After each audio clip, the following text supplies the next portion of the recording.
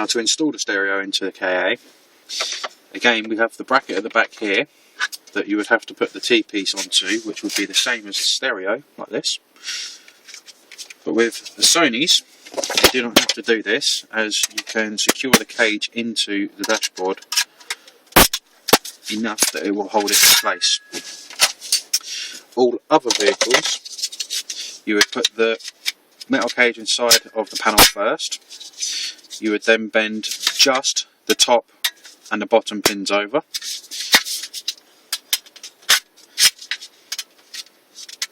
Like so, so they lock behind the panel.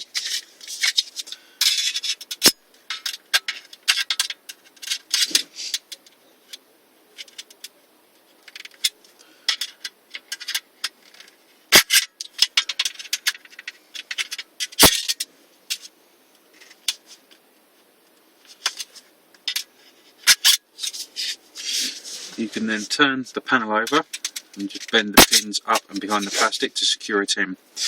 You would then slide the stereo into the casing, screw the T-piece on the back, plug all your adapters in and push it in one go. But because it's a Sony, we can now push the panel in, and then on the side pieces we can bend these around the back of the dashboard using a flathead screwdriver, and they will secure it to the dash. Again, all other stereos, these parts on the cage aren't close enough, so it will stay loose and fall out. Once done, we then need to put our harness adapter in.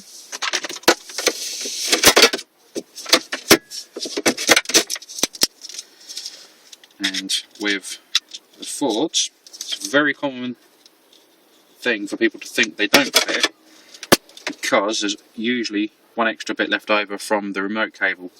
Not all of them have this, so the power cable will be slightly shorter and not fitting completely, but it is still correct. The speaker will always be the same size.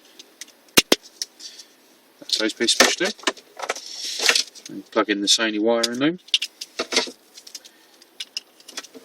There is no need to swap any of the power cables over on this one, as the harness adapter does that for you.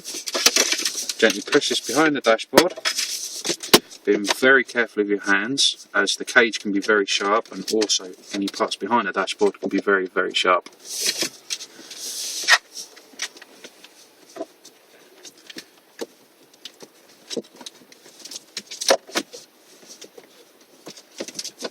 Pull the aerial cable out. We need to put on our male aerial adapter, this piece being a male, this piece being a female. We are now ready to plug the stereo in. So plug the connections on, push the aerial connection on the back, push the stereo in, but not all of the way, because you need to check that the memory is holding first, to be on the safe side. Turn the stereo on, install yourself a radio station.